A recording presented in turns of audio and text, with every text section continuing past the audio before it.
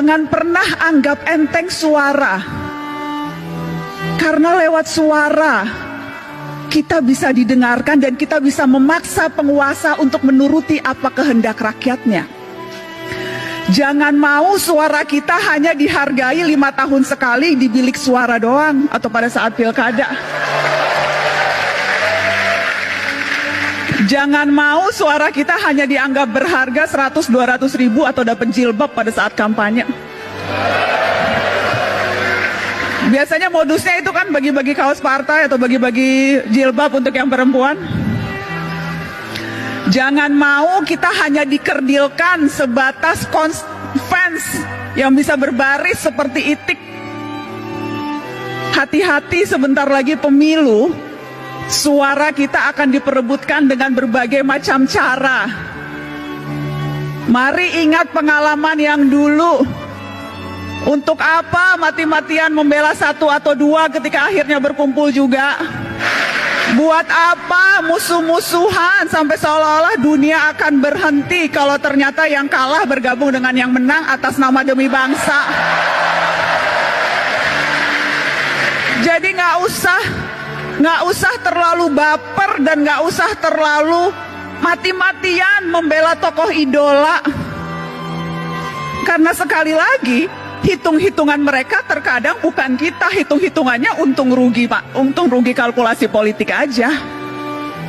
Karenanya jangan mau dimanfaatkan hanya suara di 5 tahun sekali, tapi gunakan suara itu terutama di hari-hari ini, ketika ancaman kita untuk bersuara mungkin saja akan dibatasi lewat rancangan kitab undang-undang hukum pidana di mana semua bisa kena.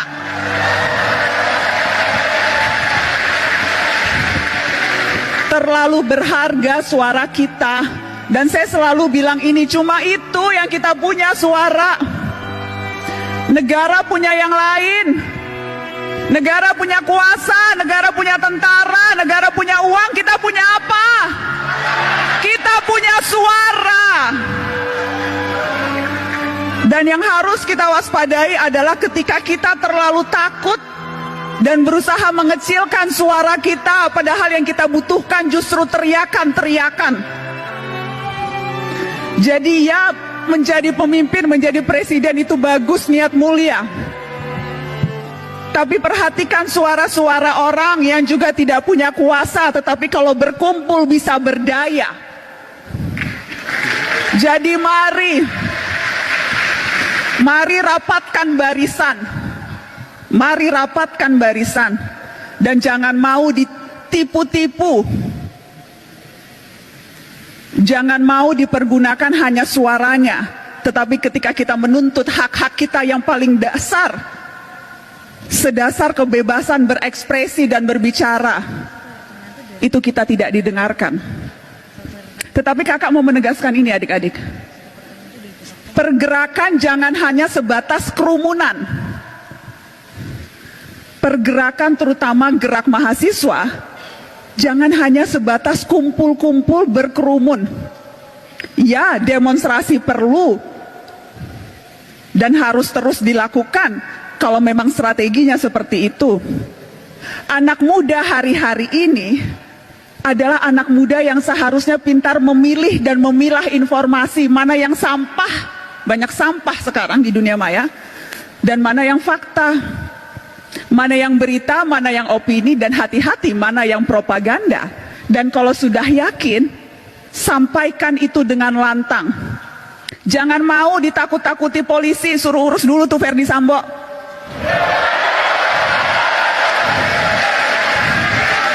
Sepanjang kita tahu apa yang kita lakukan benar, kita tidak merugikan orang lain, jangan mau ditakut-takuti dengan pasal.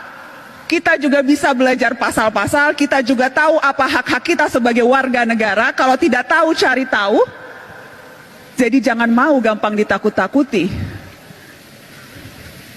Dengan cara itu, kita bisa berdaya dan kita bisa memberdayakan orang lain. Dan harusnya itu ultimate goal kita dalam hidup. Bukan hanya memperbaiki kualitas hidup kita sendiri, tapi bagaimana kita bisa memperbaiki kualitas hidup orang lain. Dan itu bisa dilakukan tanpa jabatan formal, tanpa jadi presiden, tanpa jadi menteri, tanpa jadi anggota DPR, tanpa perlu pangkat yang tinggi. Kita bisa melakukan itu dalam tindakan kecil seharian sekalipun. Karena kuncinya sebetulnya peduli dan bersatu. Kutipan yang selalu saya tunjukkan ke setiap mahasiswa ketika Bung Hatta bilang seperti ini, peduli dan bersatu itu adalah kunci.